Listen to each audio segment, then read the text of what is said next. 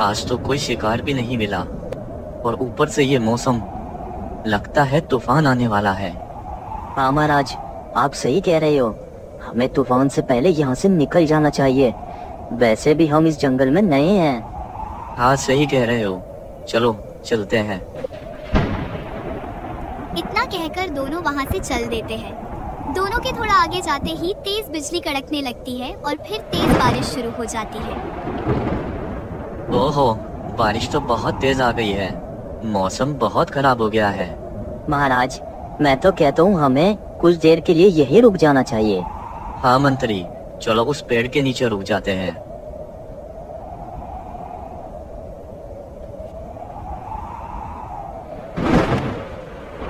दोनों एक पेड़ के नीचे रुक जाते हैं।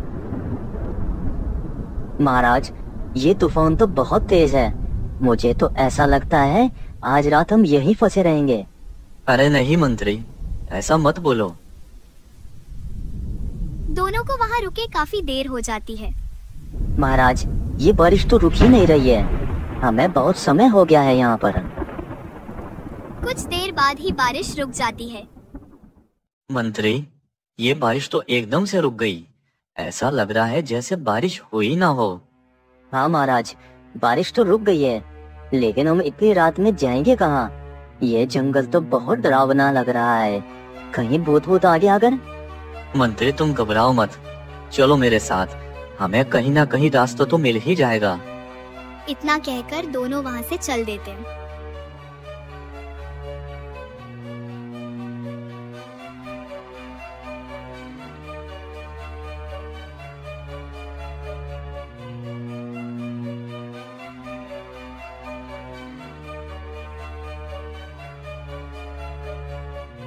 महाराज, हमें चलते चलते बहुत देर हो गई है, लेकिन हमें बाहर का रास्ता नहीं मिल रहा है। अब हम क्या करें? हाँ मंत्री, सही कह रहे हो। पता नहीं हमें रास्ता क्यों नहीं मिल रहा है यहाँ से बाहर निकलने का। तभी उन्हें सामने से कोई आता हुआ दिखाई देता है।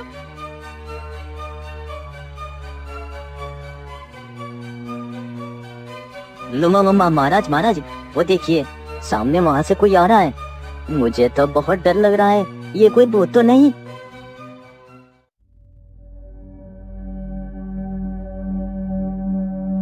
अरे मंत्री, ये कोई भूत नहीं है, ये तो एक लोमड़ी है। चलो इससे पूछते हैं, हो सकता है इसे यहाँ से बाहर निकलने का रास्ता पता हो। शेर सिंह और मंत्री लोमड़ी के पास जाते हैं। आप कौन हो और इतनी रात में आप यहाँ क्या कर रहे हो?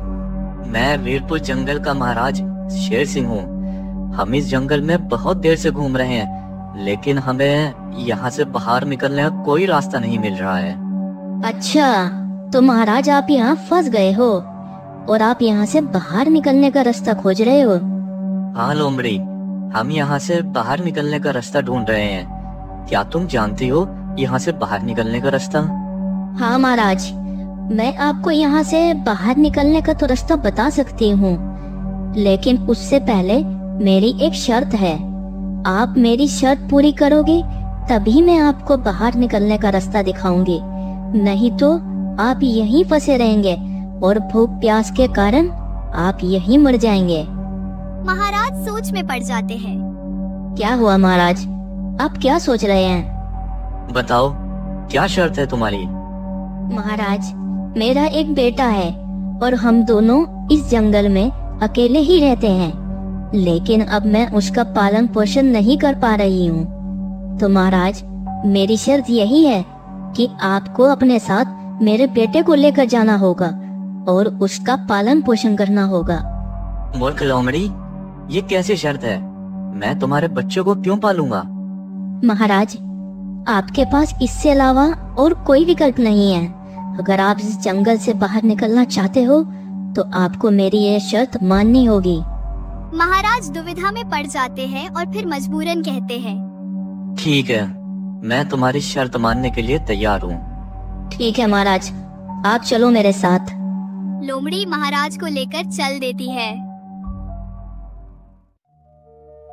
और वह लोमड़ी कोई साधारण लोमड़ी नहीं थी, वह एक जादूगरनी थी जो अपने बेटे को महाराज के साथ भेजना चाहती थी ताकि उसका बेटा जंगल का महाराज बन सके।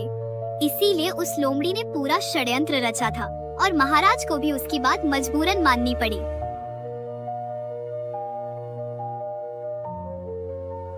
महाराज, यही है मेरा बेटा। बेटा, अब से तुम महाराज शेर सिंह के साथ ही रहोगे और आज से यही तुम्हारे पिता हैं। तुम्हें इनके साथ ही जाना होगा। लोमड़ी, अब तो मैंने तुम्हारी शर्त मान ली है। अब तुम इस जंगल से बाहर का रास्ता बताओ। ठीक है महाराज, आप मेरे पीछे पीछे चलना, मैं आपको इस जंगल से बाहर ले चलती हूँ। फिर वह लोमड़ी सभी को उस जंगल से बाहर ले जाती है।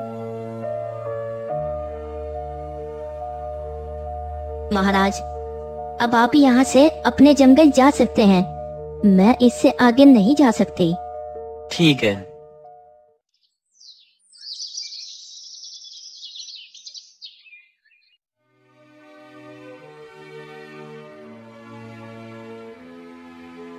मंत्री, मैं चलते चलते बहुत थक गया हूँ। क्यों ना थोड़ी देर यहाँ आराम कर लें। तीनों एक पेड़ के नीचे रुक जाते हैं। कुछ देर में लोमड़ी का बेटा सो जाता है। तभी महाराज सोच में डूब जाते हैं क्योंकि महाराज की पत्नी मर चुकी थी और उनके 2 बेटे थे। वह अपने बच्चों के बारे में सोचकर परेशान हो रहे थे।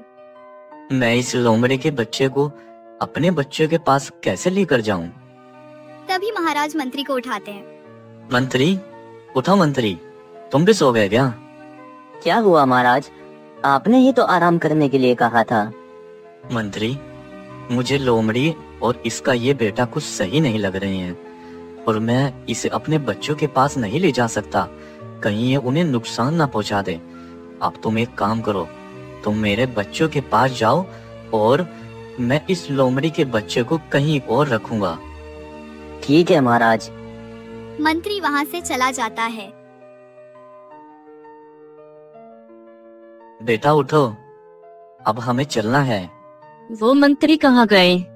बेटा, उन्हें कुछ काम था, वो इसलिए पहले ही चले गए। अब तुम चलो मेरे साथ। ये कहकर दोनों वहाँ से चल देते हैं। दोनों चलते चलते जंगल के बीच एक गुफा में पहुँच जाते हैं। ज़ेबरा, अब से इस बच्चे के देखरेख की जिम्मेदारी तुम्हारी है। मैं रोज इससे मिलने आया करूंगा। ठीक है महाराज, आप चिंता मत कीजिए, मैं इसका अच्छे से ख्याल रखूंगा। महाराज ज़ेबरा की बात सुनकर वहाँ से वापस अपनी गुफा में लौट जाते हैं।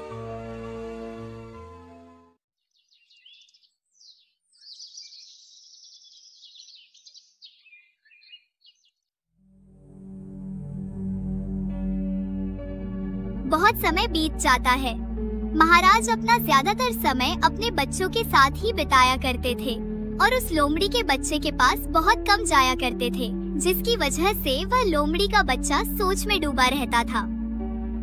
ये पिताजी मेरे पास अब ज्यादा नहीं आते और हर बार मेरा बेवकूफ बना देते हैं।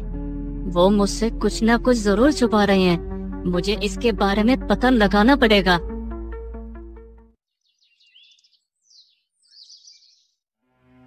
एक दिन महाराज लोमड़ी के बच्चे से मिलने आते हैं।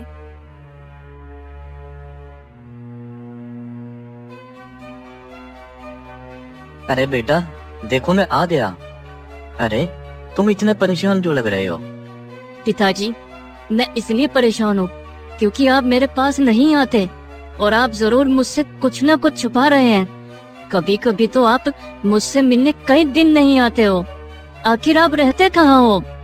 बेटा, ये कैसी बात कर रहे हो? मैं तुमसे कुछ नहीं छुपा रहा हूँ। लोमड़ी के बच्चे के कई बार पूछने पर भी महाराज कुछ नहीं बताते। कुछ देर बाद महाराज वहाँ से चले जाते हैं।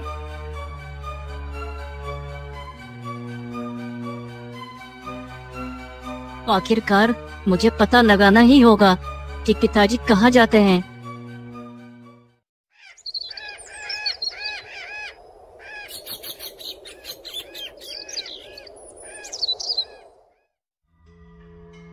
एक दिन महाराज लोमड़ी के बेटे से मिलने आते हैं और जब वह उससे मिलकर वापस जाते हैं तो लोमड़ी का बेटा महाराज का पीछा करने लग जाता है।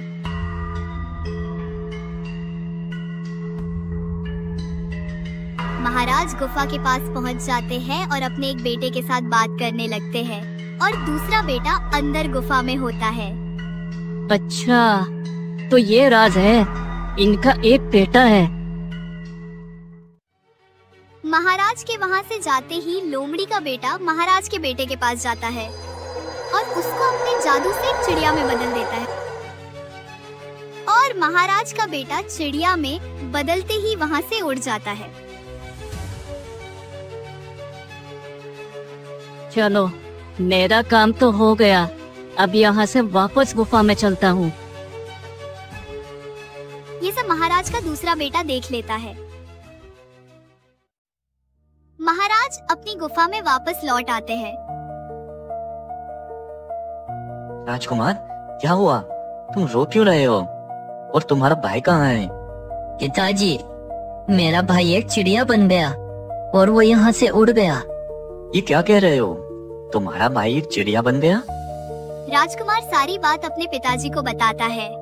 महाराज ये सुनकर समझ जाते हैं कि ये काम उसी लोमड़ी के बेटे ने किया है।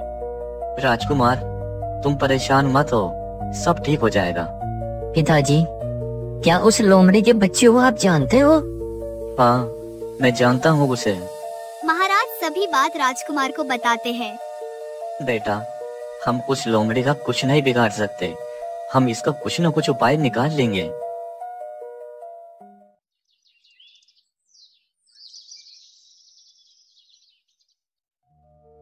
मैं अपने भाई के लिए कुछ नहीं कर पाया, लेकिन अब मैं अपने भाई को जरूर ढूंढ लूंगा, चाहे कुछ भी हो जाए। इतना सोचकर राजकुमार चुपके से रात में ही जंगल की ओर निकल जाता है।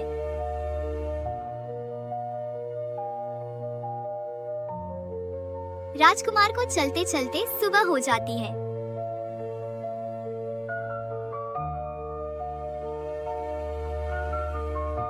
और वह थककर एक पेड़ के नीचे बैठ जाता है। उसी पेड़ पर दो चिड़िया बैठकर बातें कर रही थी।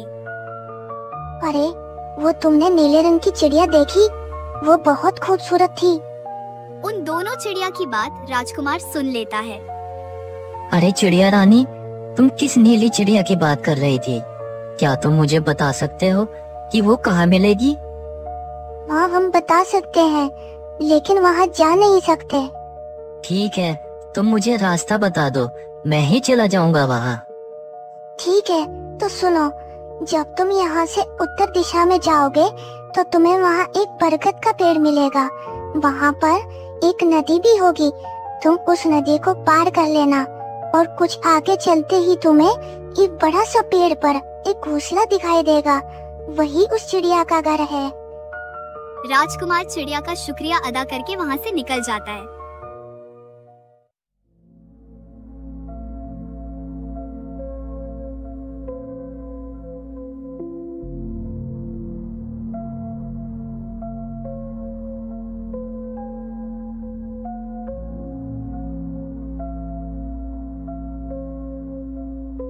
लगता है ये वही घोंसला है जो उस चिड़िया ने बताया था, लेकिन यहाँ पर तो कोई नहीं है।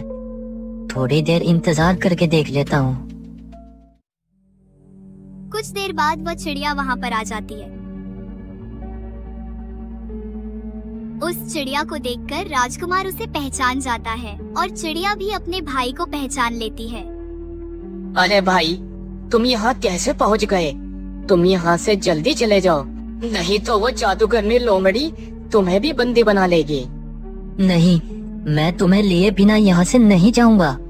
भाई समझने की कोशिश करो, मैं यहाँ से नहीं जा सकता, मैं उस जादूगरनी के वश में हूँ। लेकिन इसका कुछ ना कुछ तोड़ तो होगा। हाँ, इसका एक तोड़ है, तुम्हें वो तारा जैसे दिखने वाला फूल ढूंढना होगा। उस फूल से ही उस जादूगरनी का सर्वनाश हो सकता है। लेकिन ये तारा जैसे दिखने वाला फूल मिलेगा कहाँ मुझे? वो मुझे नहीं पता, बस इतना जानता हूँ कि वो किसी पर्वत पर मिलेगा। ठीक है भाई, मैं उस फूल को जरूर ढूंढ कर लाऊंगा। इतना कहकर राजकुमार वहाँ से निकल जाता है।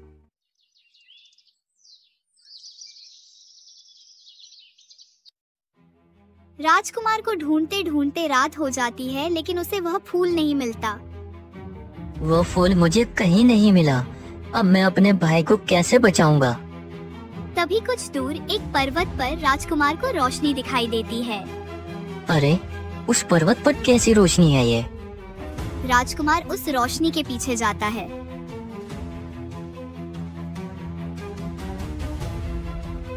लगता है ये तो वही तारे जैसा दिखने वाला फूल है। राजकुमार उनमें से कुछ फूल लेकर वापस चल देता है और वापस आकर देखता है कि वह जादूगरनी लोमड़ी और उसका बेटा चिड़िया के पास ही खड़े होते हैं। राजकुमार उनके पीछे चुपके से जाता है और उन पर वह फूल फेंककर मारता है। फूल जैसे ही दोनों के शरीर पर स्पर्श करते हैं, तभी दोनों में आग लग जाती है और दोनों जलकर राख हो जाते हैं। और उनके जलते ही राजकुमार का भाई वापस अपने असली रूप में बदल जाता है। भाई, तुमने मुझे बचा लिया। चलो जल्दी से पिताजी के पास चलते हैं। बेटा, तुम सच में बहुत बहादुर हो। तुमने अपने भाई को बचाने के लिए अपनी जान की भी परवाह नहीं की।